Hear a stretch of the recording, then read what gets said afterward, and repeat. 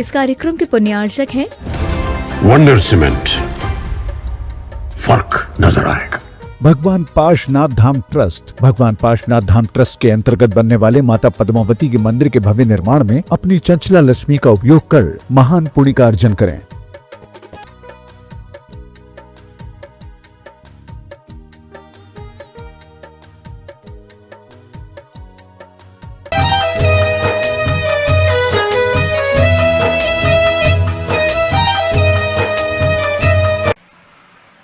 ओकारं बिंदु संयुक्तं नित्यं ध्यायन्ति योगिनः कामदं मोक्षदं चैव ओंकाराय नमो नमः। अविरल शब्द गणोग प्रक्षालित सकल भूतल कलंका मुनिविरपाशुद तीर्था सरस्वती रत्नोदुरितम् अज्ञानतिमिरान्धानां ज्ञानाञ्जनशलाकया चक्षुरुन्मीलितं येन तस्मै श्रीगुरुवे नमः। परम गुरुभ्यो नमः। परम्पराचार्य गुरुभ्यो नमः। सकल कलश विध्वंसकं श्रेयसां परिवर्धकं धर्म संबंधकं भव्य जीव मन प्रतिबोधकारकमिदं शास्त्रं श्री कार्तिकेयन प्रेक्षा नामधेयम्। अस्य मूल ग्रंथकर्तार श्री सर्वज्ञ देवाः तदुत्तर ग्रंथकर्तार श्री गणधर देवाः प्रतिगणधर देवाः येषां वचोनुसारमासाद्य श्रीमद् आचार्य प्रवर श्री कार्तिकेय देवैर्विरचितं मंगलम भगवान वीरो मंगलम गौतमो वने मंगलम कुंदकुंदाद्यो जैनधर्मोस्तु मंगलम सर्वमंगलमांगल्यं सर्वकल्याणकारकं प्रधानं सर्वधर्माणां जैनं जैत्रशासनम्। कोटिशतं द्वादशैव कोटो लक्षानुशेतिस्त्रिदिकानि चैव पञ्चाशदष्टोच सहस्रसङ्ख्यमेतत्श्रुतं पञ्चपदं नमामि।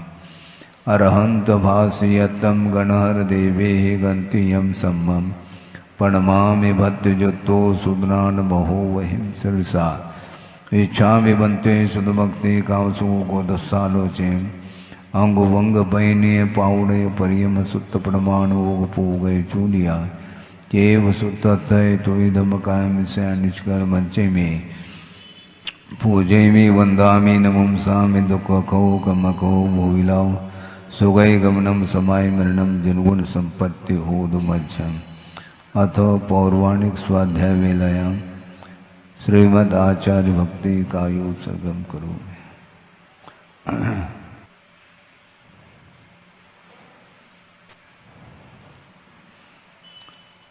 श्रुतजलदिपारगेभ्य स्वपरमत विभावना पटुमतिभ्य सुचरितपूर्णदेभ्यो नमो गुरुभ्यो गुणगुरुभ्य। छत्तीस गुण समग्रे पंचमे आचार करण संदर्शे शिष्यानुग्रह कुशले धम्मायिरिये सदा वंदे गुरुवत्त संयमेन य तरन्ति संसार सायरं घोरं छिन्नन्ते अट्टकं मम जन्मन मरणं न पावेन्ते ये नित्यं व्रतमन्त्रहोम निरता ध्यानाग्निहोत्राकुला षट्कर्मा विरतास्तपोधनदना साधुक्रिया साधव शीलप्रावरणा गुणप्रहरणा चन्द्रार्कतेजोदिकाः मोक्षद्वारकपाटपाटनिबटाः प्रीणन्तु मां साधव गुरुवः पान्तु नो नित्यं ज्ञानदर्शननायकाः चारित्राणवगम्भीरा मोक्षमार्गोपदेशकाः। इच्छामि बन्ते आयर्वती कामसुको को दस्सालोचें समनान समदंसन समचर्जुत्तानं पंचव्याचाराणाम् आयुर्यानम् आयारादि सुंदरानुपदेशानम् उवज्झायानम् तिरेन गुणपालरयानं सौसानं सैनिष्कलमंचे में पूजे में वंदामि नमं सामे दुख कहो कम कहो मोहिलाओ सुगय गमनम समाय मरणम जनगुण संपत्ति होदमज्झम। तिहुवनतिलयं देवं वन्दिता तिहुवनिन्द परिपूज्यं वोचम अनुपेहावो भवीय जनानंद जननी वो।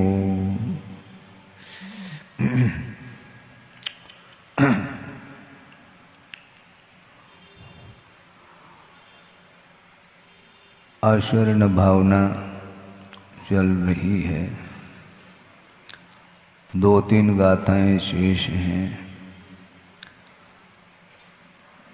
संसार में शरणभूत वस्तु क्या है?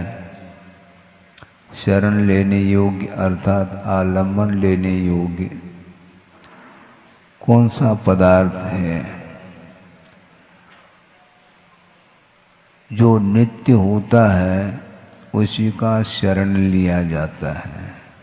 जो पदार्थ नित्य नहीं, प्रति समय मिटने वाला होता है, वह पदार्थ शरण लेने योग्य नहीं हो सकता। तो शाश्वत जो तत्व होता है उसी का आलम्बन लिया जाता, उसको प्राप्त करने का एक लक्ष्य बनाया जाता है। उद्देश्य जो बनाया जाता है, किसको प्राप्त करना है?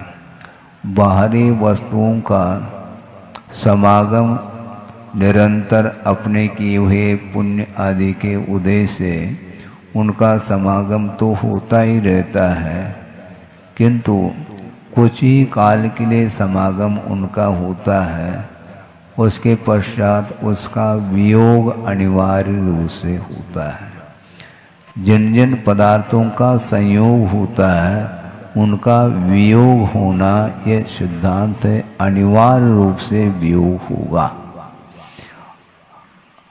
आपका मन बहुत अत्यंत प्रफुल्लित हो सकता है पुण्य कर्म के उदय में, किंतु वह मन जो प्रफुल्लित हुआ है अपने इष्ट वस्तु के समागम के कारण, वह मन आपका प्रफुल्लित है, हर्षित है, किंतु वह हर्ष का अनुभव कुछ ही क्षण के लिए होता है। हमेशा हमेशा के लिए हर्ष का अनुभव कहीं होता नहीं।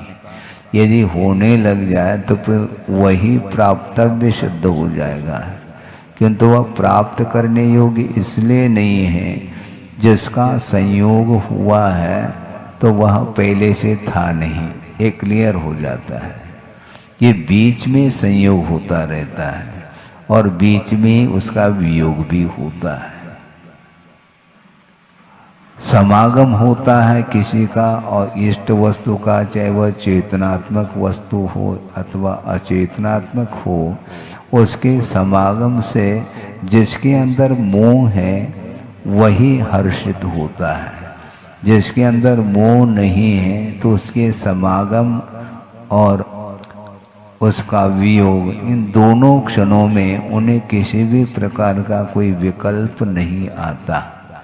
क्यों? उसने धारणा बना ली है कि वस्तुतः शरण लेने योग्य ये वस्तु है ही नहीं, क्योंकि जो नित्य वस्तु होती है, अविनश्वर पदार्थ होता है, उसी का शरण लिया जाता और लेना भी चाहिए। वो अविनश्वर कितनी बार कहेंगे? अविनश्वर तो द्रव्य ही होता है। ये जितनी भी अवस्थाएं हैं ये अवस्थाएं नश्वर हैं, ये कहा गया। मतलब जिस वस्तु के माध्यम से आपको आनंद आ रहा है वह आनंद कुछ क्षण के लिए इसलिए है क्योंकि आनंद जो आ रहा है वह पर्याय को लेकर के आ रहा है, और पर्याय की ओर दृष्टि रहती है तो वह महसूस करता है हाँ मुझे आनंद आ रहा है, किंतु वह अवस्था होने के कारण वह बीच में अवस्था आती है और चली जाती है। इसलिए वह आनंद भी क्षणिक ही होता है, वह त्रैकालिक नहीं होता, क्योंकि त्रैकालिक जो भी आनंद होगा वह द्रव्य के माध्यम से होता है। और शुद्ध अवस्था में निरंतर वह आनंद, निरंतर वह अनंत सुख का संवेदन उन्हें होता है। हालांकि वहाँ पर भी द्रव्य की व्यवस्था है, वहाँ पर भी परिणमन हो रहा है, परिणमन रुकने वाला नहीं, किंतु वह प्रति समय जो अनंत सुख का संवेदन है वह भविष्य अनंत काल तक वह संवेदन, उसमें किसी भी प्रकार से वह अंतर नहीं आने वाला है, वह निरंतरता बनी रहती है। जबकि संसार अवस्था में सुख की निरंतरता नहीं है, बीच बीच में सुख का संवेदन होता है, क्योंकि वह हमेशा एक सा पुण्य कर्म का उदय नहीं होता है। इसलिए वियोग का अनुभव करना ही पड़ता है। वियोग का अर्थ केवल जो है मरण को लेकर के कथन नहीं करना चाहता। आपका मरण नहीं हो रहा है, लेकिन प्रति समय जो संवेदन में जो अंतर आ रहा है वह भी एक प्रकार से वियोग ही माना जाता है। हाँ, वियोग ही माना जाता है। मान लो विवाह संपन्न कर रहे हैं, मान लो किसी का, उस समय आप आनंदित हो रहे हैं और जो भी बाहर के लोग आए हैं उनका समागम आदि होने से एक अच्छा माहौल बना हुआ है। सुख की वह घड़ी मानी जाती है, लेकिन वह घड़ी है, कभी भी बंद हो सकती है। वो घड़ी है, वह बंद हो सकती है। ऐसा थोड़ी कि ऑटोमेटिक घड़ी बिना चाबी की चलती है, ऐसा नहीं है। वो घड़ी आई है कुछ समय के लिए, निश्चित रूप से उसमें अंतर आएगा। एक सा सुख, एक सा आनंद संभव नहीं है। वो किसी का मान लो जन्म हो गया, आप लोग कहते हैं लाला हो गया, हाँ ठीक है। अब वो कितने दिन तक मिठाई बांटते हैं आप? हैं? कोई हिसाब है कि नहीं उसका? क्या प्रतिदिन बांटते रहते हैं क्या? खाली हो जाएंगे आप? ऐसा थोड़ी होता है। जन्म हुआ है तो बस एक आध दिन ही वह वातावरण रहता है, फिर बाद में सब बंद हो जाता है। तो ऐसा क्यों? वह आनंद वह एक दिन के लिए, 2 दिन के लिए था। ऐसा क्यों? इसी को बोलते हैं पर्याय। और फिर दोबारा और कोई लाला हो जाते, फिर वह, तो इस प्रकार होता है। किंतु शुद्ध अवस्था में वह सुख व आनंद स्वाधीन है, पराधीन नहीं है। इसलिए कर्मायत्त नहीं होने के कारण उस सुख की निरंतरता बनी रहती है। वहाँ पर किसी भी प्रकार से कोई व्यवधान उपस्थित नहीं होगा, क्योंकि व्यवधान जो उपस्थित होता है वह अपने किए हुए कर्म के उदय में व्यवधान आता है। हाँ, वह किसी भी घड़ी में व्यवधान आ सकता है, किसी घड़ी में वह परिवर्तन आएगा। कब आएगा ये नहीं कहा जा सकता। इसीलिए वस्तुतः ये संयोग वियोग ये निरंतर चलता रहता है। इसलिए कम से कम धारणा बना करके चलेंगे तो निश्चित रूप से कुछ हद तक तो हम आकुलता से बच सकते हैं, और दुख की घड़ियों में भी वह संवेदन से हम ऊपर उठ सकते हैं, और उठना ही पड़ेगा। ये सबसे बड़ा महत्वपूर्ण, चारित्र नहीं उतना महत्वपूर्ण। चारित्र का मैं महत्व कम कर रहा हूँ ऐसा नहीं, किंतु वह चारित्र में जो समीचीनता आ रही है वह श्रद्धान के माध्यम से ही आ रही है। इसलिए श्रद्धान को हमेशा मजबूत बनाना चाहिए, ऐसा आचार्यों ने कहा है। जितनी आस्था मजबूत रहेगी, श्रद्धान मजबूत रहेगा, तो निरंतर अपने भले कीड़े के चाल से चलो, लेकिन वह इधर उधर नहीं देगी। लेकिन श्रद्धान मजबूत बनाए, लेकिन श्रद्धान मजबूत बनाना भी बहुत कठिन होता है। बहुत जल्दी जो है मन में अस्थिरता आती है, वह नहीं आनी चाहिए।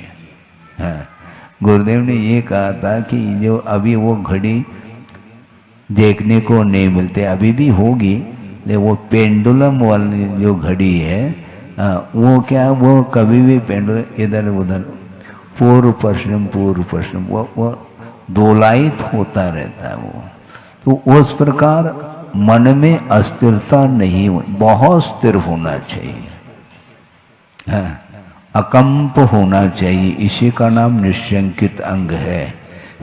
अंगों की चर्चा तो हम करते हैं, किंतु निशंकित अंग है क्या नहीं कौन जाने। हैं? बहुत जल्दी अस्थिर ऐसा क्यों होता है?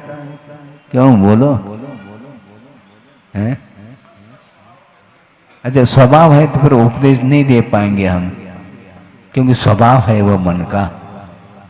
लेकिन मन का यदि स्वभाव है ठीक है, किंतु उसको स्थिर बनाया जा सकता है। यदि नहीं बनाएंगे तो वह सम्यक तो जो है ना आपका अड़िग कैसा रहेगा।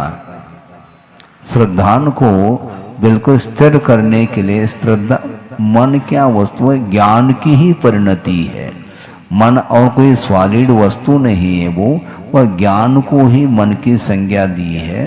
और वह विचार विमर्श करने की क्षमता जिस ज्ञान में हो उसी का नाम मन बोलते हैं। वह भावात्मक मन माना जाता है। और उस मन को जिस व्यक्ति ने स्थिर बनाने का पुरुषार्थ किया है, फिर उसको कोई भी डिगा नहीं सकता। हाँ, कभी कभी आपका मन इतना स्थिर होता है बेहिसाब, ग्राहक जा रहा है, हाँ जाने दो, और आ जाएंगे ग्राहक, लेकिन हम अड़िग हैं।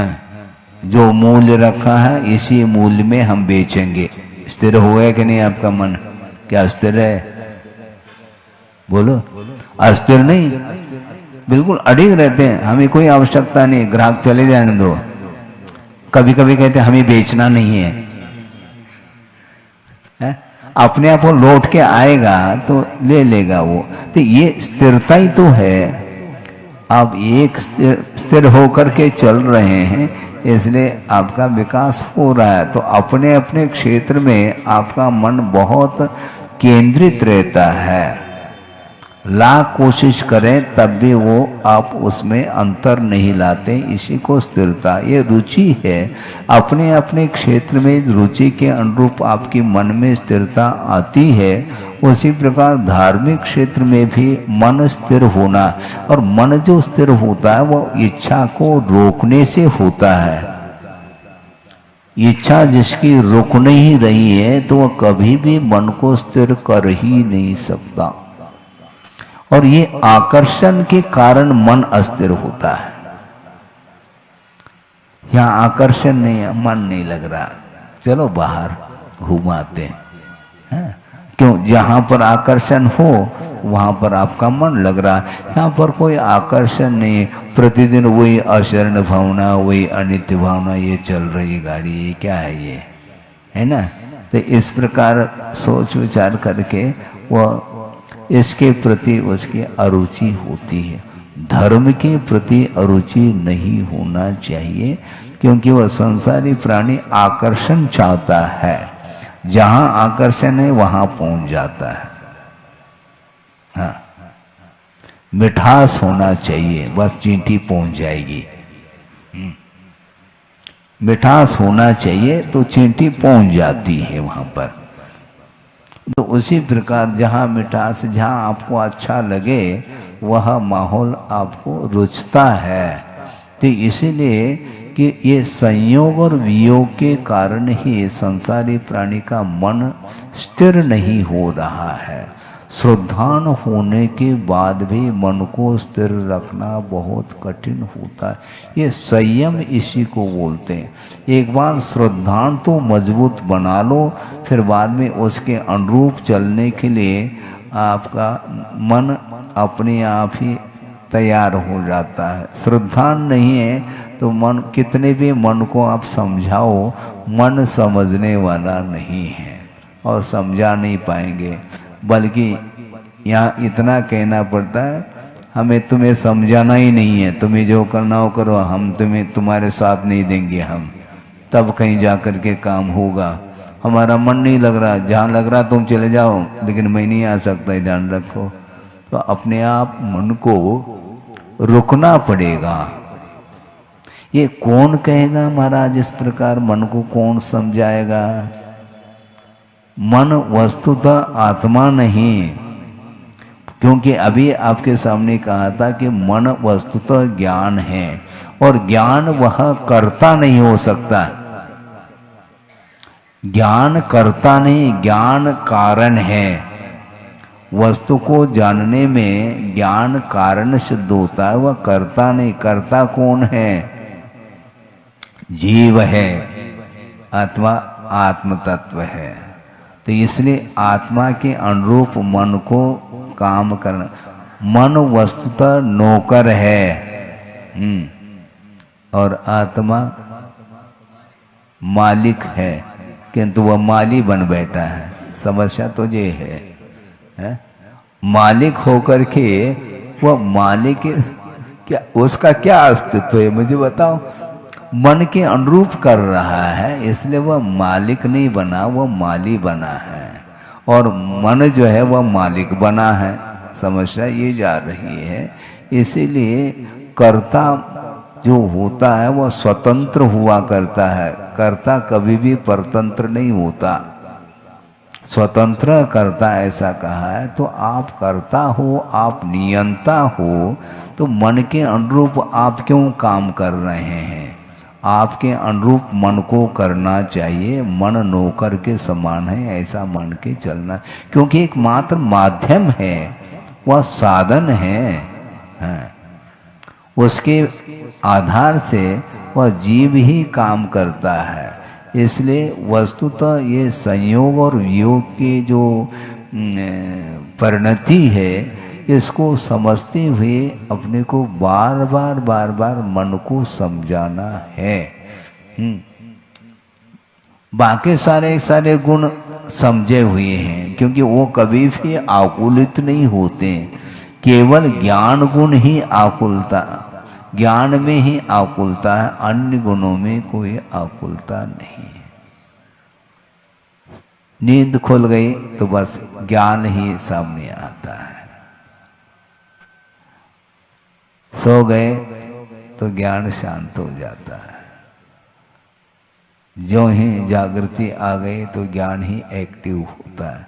अन्य जितने भी गुण हैं वे संवेदन उनमें नहीं होता।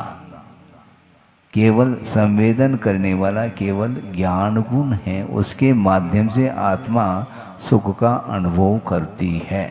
तो इसीलिए जब अशरण शरण लेने योग्य यदि कोई है तो वह परमात्म तत्व ही शरण लेने योग्य है, क्योंकि वही नित्य है। उसका उत्पाद और व्यय संभव नहीं, ये पर्याय परिवर्तित होती रहती हैं। इसलिए इसको समझने की आवश्यकता है। एक गाथा के माध्यम से इस विषय को आगे बढ़ाया जा रहा है। अपानम पे चवंतम जह सक्कदिरख्युदुम सुरिंदोवी तो किम चंडदे सग्गम सवोत्तम भोय संयुक्तम।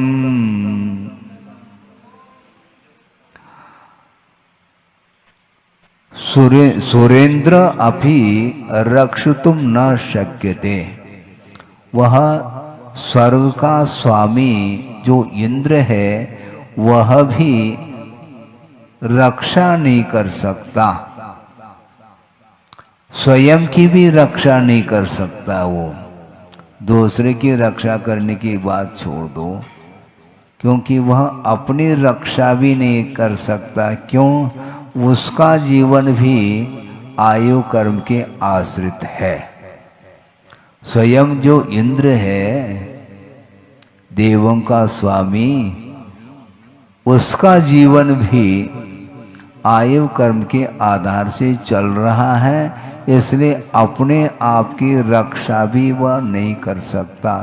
जो मरणासन्न है इंद्र, और एक समय बाद उसका अवसान होना है, बल्कि 6 महीने पहले ही इंडिकेशन, सूचना, माला मुरझाती है। और धीरे धीरे गुरुदेव ने भी ये कहा था, शायद राजवार्षिक आदिक में प्रसंग आया है कि लास्ट में इंद्र की आज्ञा का पालन भी देवलोग नहीं करते। उसी से समझ में आ जाता है कि हाँ अब जो है ना अवकाश प्राप्त होने को है। अभी तक सागरोपम आयु तक हमने आज्ञा फरमाई है, हमारे आज्ञा के अनुरूप सारे देव रहें, हमारे अधीनस्थ रहें। अब वो हमारे अधीनस्थ नहीं रहेंगे, इसे स्पष्ट है कि यहाँ से निकलना है। तो 6 महीने पूर्व में ही वह सारा सारा ज्ञान उन्हें हो जाता है, और अवधि ज्ञान तो है ही। तो ऐसी स्थिति में मरण से वह अपनी रक्षा नहीं कर सकते, दूसरे की रक्षा तो बहुत दूर की बात है। यदि वो अपनी रक्षा कर सकते हैं तो ये वो प्रश्न ये उठाया है, जह सक्कदि रक्षिदुम सुरेंदु, सुरेंद्र यदि मान लो अपने आप की रक्षा कर सकता है अथवा दूसरे की भी रक्षा कर सकता है, ऐसा यदि कहेंगे तो स्वर्ग को वो क्यों छोड़ता है? फिर अपने आप की रक्षा करने की क्षमता उसके अंदर आ गई मान लो, फिर वह स्वर्ग को छोड़ क्यों रहा है? वह कैसा है स्वर्ग?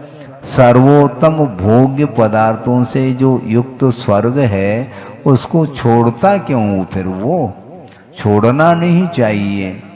हाँ, यदि अपने आप की रक्षा करने की क्षमता यदि है तो उसको वहीं पर बने रहना चाहिए ना, छोड़ क्यों रहा है वो? इसलिए रक्षा कर नहीं सकता, अपने आप की रक्षा संभव नहीं, क्योंकि उसका जीवन ही आयु कर्म के अधीन। संसार दशा में कोई भी किसी भी गति का जीव क्यों न हो, वह आयु कर्म के आश्रित ही उसका जीवन चल रहा है। इसलिए आयु कर्म का अभाव महाराज होता है क्या? नहीं। प्रवाह की दृष्टि से आयु कर्म का अभाव एक समय के लिए भी नहीं होता। मान लो मनुष्य गति का जीव है तो वह मरण को प्राप्त हुआ और अनंतर समय में ही जिस गति का बंद किया था उसका उदय हो आएगा। एक समय के लिए भी आयु कर्म का गैप नहीं रहेगा। यदि गैप हो जाए तो मुक्त हो जाएगा। फिर वो प्रवाह की दृष्टि से एक समय के लिए भी आयु का अंतर नहीं आएगा। निरंतर आयु किसी न किसी गति संबंधी आयु का उदय तो बना ही रहेगा। इसलिए ये संयोग वियोग से बचना चाहो, पराधीन जीवन से यदि मान लो अपने आप को ऊपर उठाना चाहो, तो आयु कर्म का क्षय होना आवश्यक है। और आयु कर्म के क्षय करने का प्रावधान आगम में नहीं, क्योंकि आयु कर्म का क्षय करोगे तो आत्मघात का दोष आएगा। हाँ, आयु कर्म का हमें क्षय नहीं करना, क्योंकि वह प्राण है। प्राण व्यपरोपणम हिंसा, इसलिए हमें आत्मघात भी नहीं करना और दूसरे का घात भी नहीं करना। अहिंसा धर्म का पालन करते हुए चलना, और आयु कर्म का ऑटोमेटिक यदि मान लो विनाश हो जाता है तो ठीक है, दूसरी आयु मिलेगी। और वस्तुतः आयु कर्म के अधीन जो जीवन चल रहा है उससे ऊपर उठना चाहो तो आप आयु कर्म के ऊपर विजय प्राप्त करो। यानी मृत्युंजयी जो बनेगा वही जन्म से मुक्त होगा। नहीं है तो वह जन्म मरण ये होता ही रहेगा, उससे आप ऊपर नहीं उठ पाओगे। इस अपेक्षा से ये कर्म का जो आत्मा के साथ संबंध है वह प्रवाह के अपेक्षा से अनादिकालीन संबंध है, किंतु समय समय पर जो कर्म का जो बंधा हुआ कर्म है वो उदय में आता है और वह निर्जित हो करके चला जाता है। इसलिए आयु कर्म का क्षय होते ही दूसरी पर्याय मिलेगी, अर्थात पुनः दूसरी गति संबंधी आयु का उदय उसको होगा। अभी आप मनुष्य आयु के साथ जी रहे हैं और जिस समय अवसान होगा एक समय के लिए भी गैप नहीं, अगले भव संबंधी आयु का उदय होगा। तो इसीलिए यदि वह अपने आप की रक्षा करते इंद्र और दूसरे की भी यदि करते तो वह सर्वोत्तम अच्छे अच्छे भोग्य संपदा से युक्त जो स्वर्गीय वातावरण है उसको छोड़ करके अन्यत्र क्यों चला जाता है? क्यों छोड़ता है? छोड़ता नहीं, वो छूटेगा, तुम छोड़ो या नहीं छोड़ो, वो छूटेगा, अनिवार्य है।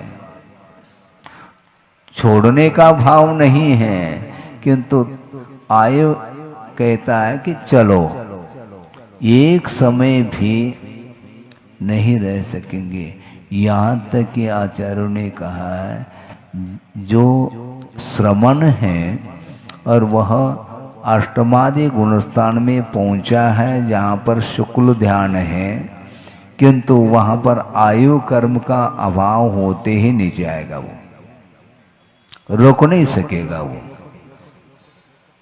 ध्यान में था, शुक्ल ध्यान में रहो आप, लेकिन आयु कर्म का अभाव हुआ नहीं और गाड़ी रिवर्स रोक नहीं। अभी तो एक समय दो समय नहीं हुआ और बस पूरा ध्यान भी नहीं कर पाया। यथा क्या चारित्र है 11वें गुणस्थान में पहुंचा हुआ है, उसके बाद भी आयु कर्म समाप्त होते ही वहां से निकलना है, वह देव पर्याय को प्राप्त। अब सोचो कहाँ शुक्ल ध्यान और कहाँ देव पर्याय, और वहां संयम नहीं है। ऐसा क्यों? आपने आयु कर्म का बंद क्यों किया? एक बात। और दूसरी बात यह है, मान लो आयु कर्म का बंद नहीं भी किया है, तब भी वह गाड़ी रिवर्स इसलिए होते क्योंकि अंतर मुहूर्त के लिए तुमने मोहनी कर्म का उपशमन किया है। क्षय करते, क्षय करने के लिए किसने मना किया है? स्वयं ही उपशमन करता हुआ आगे बढ़ रहा है, तो बस गाड़ी रिवर्स होगी। अत्यंत क्षय होना चाहिए, फिर गाड़ी रिवर्स नहीं होगी, वह सीधा क्षपक श्रेणी वाला कभी भी कर्मों का मोहनी कर्म का क्षय करता करता यदि गुणस्थान को पार कर रहा है तो कभी नीचे आएगा नहीं, और निश्चित रूप से केवल ज्ञान उसे होगा, क्योंकि मोह क्षयात, मोहनी कर्म का क्षय हुआ, अब केवल ज्ञान निश्चित रूप से उसको प्राप्त होगा। इसलिए स्वयं आपके कार्य ही बता रहे हैं। आपने उपशम क्यों किया? दबाया क्यों मोह को? मोह अच्छा लगता है क्या? नहीं लगता है तो क्षय करो ना उसको, दबा क्यों रहे हो? है? तुम दबाओगे और तुम्हें वो दबाएगा, क्योंकि उदय में आएगा वो समय पर और तुम्हें दबा देगा, खत्म बात। उसको दबाओ नहीं। लगता है फीवर आया है, बुखार 104-5 डिग्री, और उपचार आपने तात्कालिक कर दी, हैं? दूध की पट्टी रख दी, हाँ ठीक है रखो आप, बर्फ की भी पट्टी रख दी, और बाद में वह धीरे से वह बुखार उतरता है, और पट्टी निकाल दे तो पुनः चढ़ता है वो, क्योंकि वह क्षय नहीं हुआ। वह ज्वर जो है वह भीतर है। यहाँ तक कि डॉक्टर लोग बताते कि हड्डी में पहुँच गया है वह ज्वर, अथवा मस्तिष्क में ज्वर पहुँच गया, अब हमेशा डिस्टर्ब रहेगा उसका माइंड। गर्मी चढ़ी है, भीतर तक वह ज्वर पहुँचा है, उसको निष्कासित करना है। महीनों लग जाते हैं, क्वात चुरायता आदि पीते रहो, फिर बाद में वह पूर्णतः ज्वरांश निकल जाता है तो पूर्णतः स्वस्थ होता है। उसी प्रकार स्वयं उपशमन करता है, तो बस समय व्यतीत हो गया उसका, तब वह पुनः आएगा उदय। टाइम बॉम्ब जिसको बोलते हैं, समय पर ब्लास्ट होगा। अंतर मुहूर्त के लिए वह मोहनी कर्म उपशमित हुआ था और समय पूर्ण हो गया, उदय में आएगा। उसको रोकने वाला नहीं। यदि क्षय कर लोगे फिर कोई बाधा नहीं। तो ऐसी स्थिति में जब इंद्र के पास जम्बू द्वीप पलटाने की क्षमता है, 3 लोगों डमरू के समान उसको घुमाने की क्षमता है, इसके बाद भी आयु कर्म का क्षय हुआ नहीं, चलो नीचे। कहाँ? जिस आयु का बंद किया है वहां पहुंचना, वो निश्चित रूप से मनुष्य आयु का बंद करेगा, या आकर के बैठेगा, फिर वही औदारिक शरीर लेकर के बैठेगा। और वहां पर सप्त धातु से रहित वह शरीर था, कंचन के समान वह उसकी दीप्ति थी, और निरंतर वह अलौकिक सुख जिसको बोलते हैं समझाने की दृष्टि से, अब यहाँ पर आकर के पुनः कौलाहारी बनेगा। अब सोचो, पुनः प्रतिदिन भोजन करते रहो। वहाँ पर आयु के हिसाब से वहाँ पर मानसिक भोजन होता रहता था, यहाँ पर प्रतिदिन कौला। इसी को बोलते हैं, आचार्य महाराज ने एक बार कहा था, वह स्मरण में आ रहा है। ये जो मोहनी कर्म है, ये भोग भूमि के समान मोहनी कर्म के लिए उपमा दी है आचार्य महाराज ने। 1 पल्य 2 पल्य अथवा 3 पल्य प्रमाण जहाँ पर आयु है, और वह पूरे आयु तक कोई संतान की उत्पत्ति नहीं होती, वहाँ पर जोड़ा है, और 1 पल 2 पल्य अथवा 3 पल्य तक वह सुख का अनुभव करता है, विषय जन्य सुख। संतान की उत्पत्ति बीच में होती नहीं, और लास्ट में संतान की उत्पत्ति, एक जोड़ा, और फिर उसका अवसान होता है। उसी प्रकार ये जो मोहनी कर्म है, ये सत्ता में विद्यमान है तो उसका उपयोग के ऊपर कोई असर नहीं आएगा, और उदय में आता है तो वह संतान दे करके, संस्कार दे करके चला जाता है। वो मोहनी कर्म उपयोग के ऊपर मोह का प्रभाव कब पड़ता है? जब उदय में आता है तब। उदय में जब तक नहीं आता है वो मोहनी कर्म, तब तक वह शांत है। अभी आपको क्रोध का उदय आ रहा है क्या? हो सकता है, लेकिन वह मंद उदय है। किंतु उपयोग को प्रभावित करने योग्य जो कषाय है वह अभी उदय में नहीं आ रहा है, इसलिए उपयोग आपका शांत है। किंतु जो ही विशिष्ट अनुभव को लेकर के मान लो क्रोधादि कषाय में से किसी भी एक कषाय का उदय आ जाए तो आपको प्रभावित वह करेगा, उसके बिना नहीं।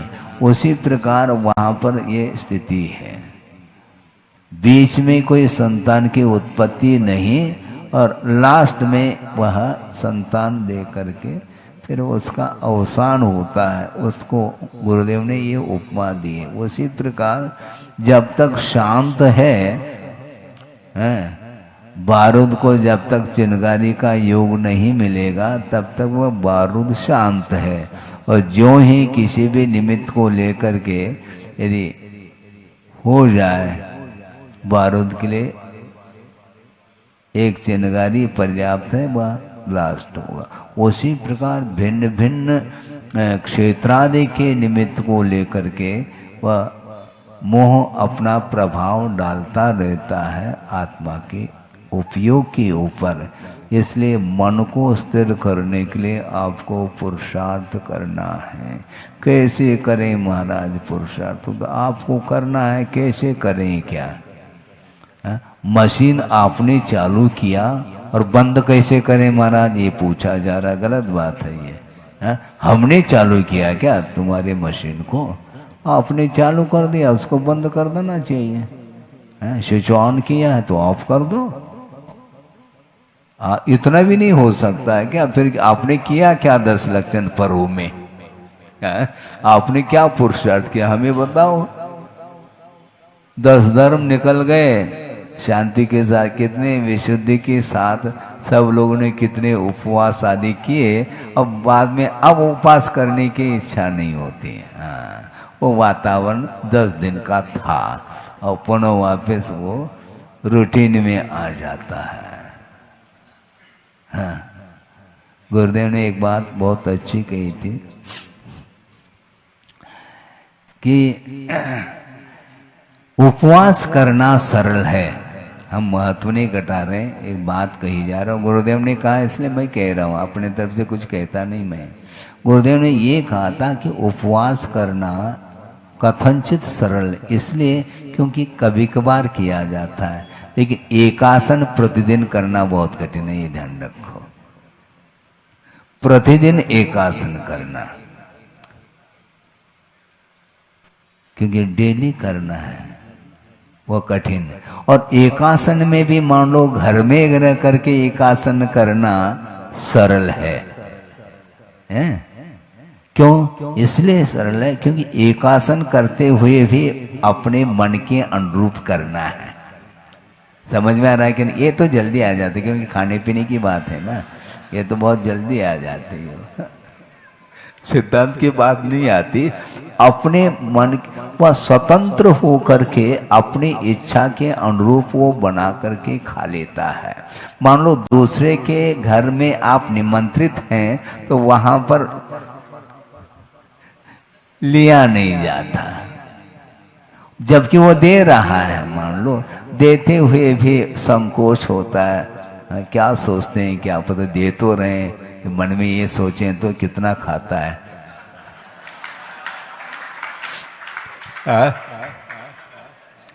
ऐसा यदि मान लो कह दे तो मैं कहाँ आ गया यहाँ पर, ऐसा उसको महसूस होगा।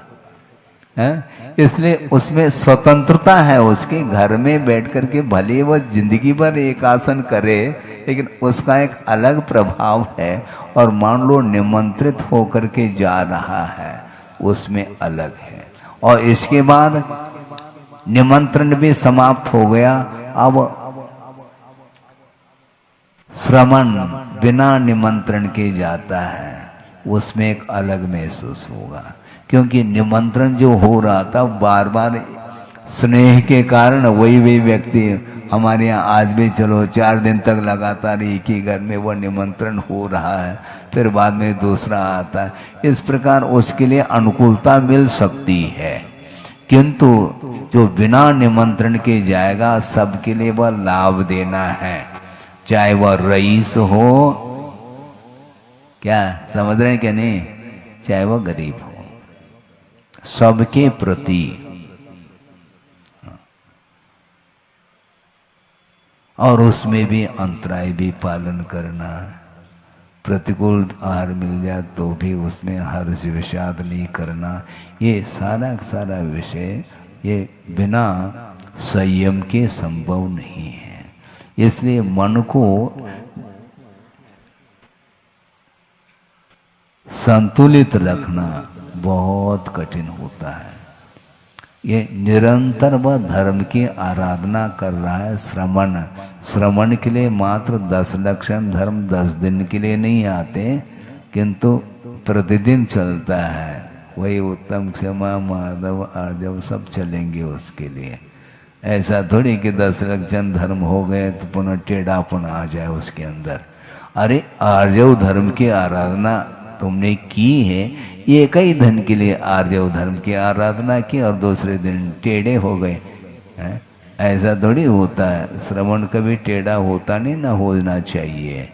उसी का नाम श्रवण है। निरंतर उसके अंदर सरलता बनी रहती है, किसी के प्रति कोई भी अंतर नहीं आता। सबका कल्याण हो और स्वयं का भी कल्याण करने के लिए निरंतर वह रत रहता है। इसलिए वह निरंतर अशरण भावना का सहारा लिया है। मेरे लिए कोई भी शरण नहीं है। मेरी कोई पूजा कर ले तो उससे चिपक जाए, और कोई पूजा न करें तो अरे ये कैसा व्यक्ति है, ऐसे कैसा क्या व्यक्ति, वो व्यक्ति तो है? उससे प्रभावित नहीं होना। कोई वंदना करे या न करे, कोई हाथ जोड़े अथवा कोई हाथ दिखाए, तो दोनों में साम्य भाव रखता है वो, क्योंकि ये सब परिणति है, संसार का स्वरूप है, उसको ज्ञात हो चुका है, बार बार उसको समझाने की आवश्यकता नहीं पड़ती है। एक बार समझा दिया है, अब नहीं बार बार समझाते। गुरुदेव ने कह दिया, बस थोड़े बहुत दीक्षित हो गए, नव दीक्षित रहते हैं, जब तक पौधा रहता है तब तक उसके लिए समयोचित, मतलब समय समय पर थोड़े बहुत खाद पानी की आवश्यकता पड़ती है। अब बाद में अकाल भी पड़ जाए तो वो खड़ा है, वो वृक्ष बन गया है, वो पौधा थोड़ी है वो पौधा नहीं है, वो वृक्ष बना है, उसकी जड़ें काफ़ी डेप्थ पहुंच गई है, काफ़ी गहराई तक। इसलिए अकाल भी पड़ जाए, अनावृष्टि, उसके बाद भी उसकी जड़ें नीचे से वह पानी ग्रहण कर वह वृक्ष। उसी प्रकार एक बार दो बार समझाया, पढ़ाया, अध्ययन कराया, शिक्षा अधिक दे दी, फिर बाद में ठीक है, अब कुछ नहीं। प्रौढ़ता आने के उपरांत मान लो किसी भी निमित्त को लेकर के कोई कभी विपरीतता आ भी जाती है, तो वह उसका स्थितिकरण वह स्वयं अपना स्थितिकरण कर लेता है, दूसरे के पास जाने की उसको आवश्यकता नहीं पड़ती, वो स्वयं अपना स्थितिकरण करता है। हाँ, मुझे संभालो, ये दूसरे के पास चला जाए, ऐसा संभव नहीं है।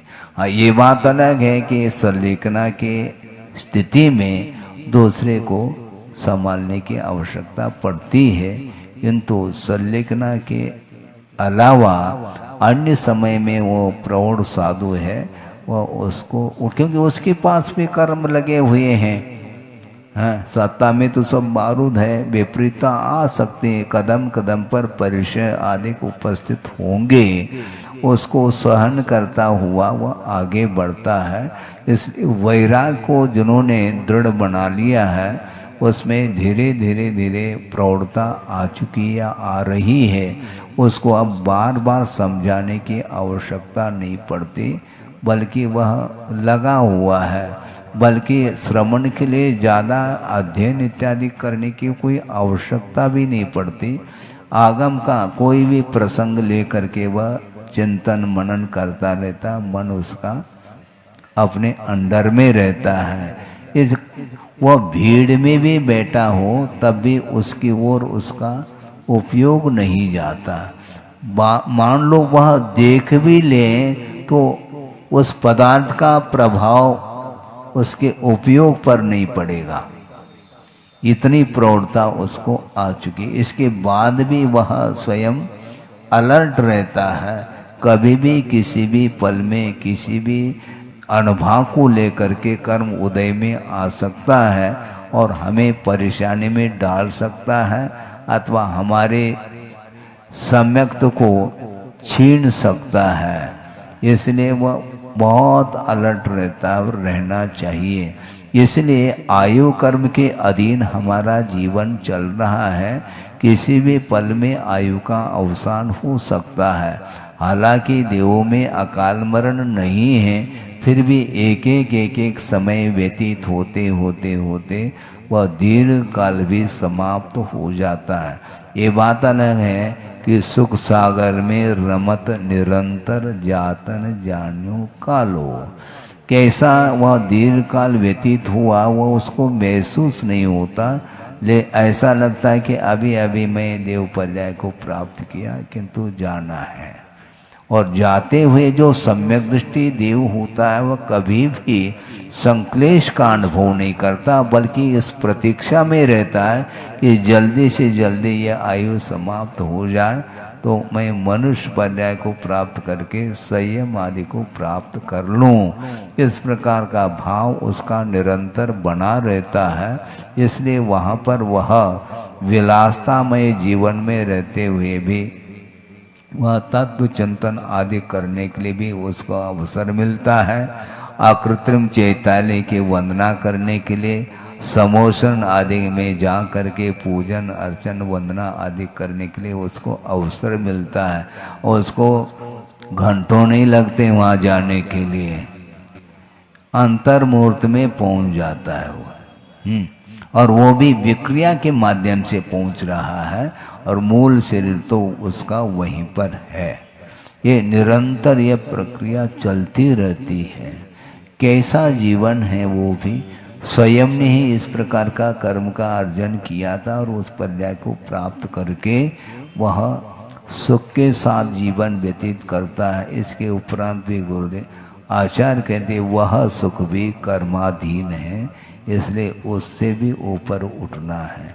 क्योंकि दीर्घ काल तक उसने सुख का अनुभव कर लिया तो अन्य पर्याय में जाने के उपरांत उस प्रकार का सुख उसको मिल जाए तो संभव नहीं है।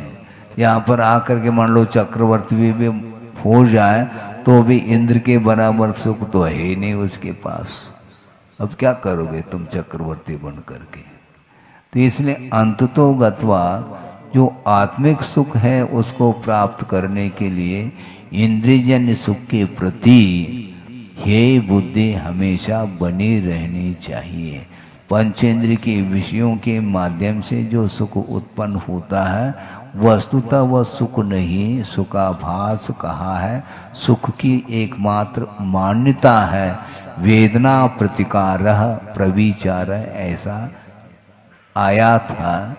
वेदना का मात्र प्रतिकार है, वह सुख थोड़ी है। आपने भोजन कर लिया ये सुख नहीं, क्योंकि भूख जो लगी थी वह जो वेदना थी भूख की, वह वेदना शांत हुई। इसका नाम भी सुख मानो तो तुम्हारी मर्जी। वह सुख नहीं है, वो वेदना का अभाव मात्र हुआ है और पुनः भूख लगेगी पुनः वेदना चालू होगी। इसलिए वो सुख नहीं है, दुख को मिटाने के लिए तात्कालिक एक साधन है, किंतु वो निरंतर वह भूख बनी रहती है। कुछ क्षण के लिए वह बैठ गए शांति से और पुनः भूख लगी तो फिर शुरू, फिर रसोई घर, फिर बनाओ खाओ, बनाओ खाओ, ये चलता ही रहता है।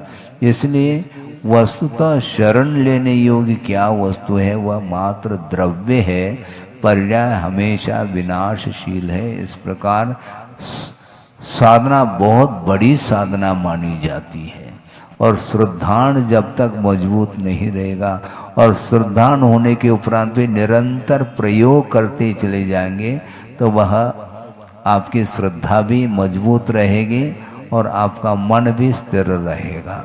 नहीं है तो पुनः झोंकाते हो। हमने कई बार कहा आप यहाँ पर आकर के 1 घंटे शांति के साथ बैठे हैं, सब कुछ समझ में भी आ रहा, आनंद भी आ रहा, लेकिन परिसर के बाहर जाएंगे तो क्या होगा?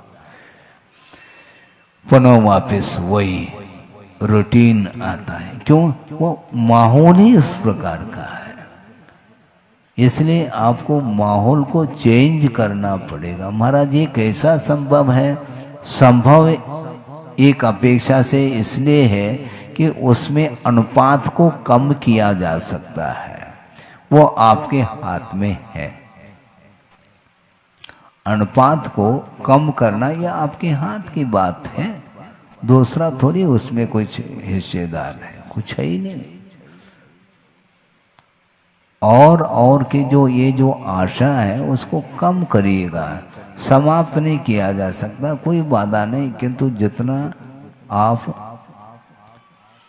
आपकी क्षमता है उस क्षमता के अनुरूप कम करो। वेग को कम किया जाता है, गाड़ी को बंद नहीं करना, लेकिन गियर तो बदला जा सकता, उसका वेग को कम किया जाता, उसकी जो स्पीड है उसको कम करो। उसी प्रकार जो मोह मोह जो तेज हो रहा है, उसमें जो तेजी आई है, उसमें जो तीव्रता आ रही है, उसको बंद करना है। वो बंद कैसा होगा महाराज? वो द्रव्य क्षेत्र आदि के निमित्त से बंद होगा। है, आपने दुकान खोला, अब देखो उसमें सुबह से लेकर के शाम तक ग्राहक आ तो रहे हैं, लेकिन ग्राहक मजा नहीं आ रहा, क्योंकि ग्राहक आ भी तो रहे ना, ग्राहक की संख्या भी बहुत है महाराज, संख्या तो बहुत है, लेकिन वो ग्राहक के पास हुआ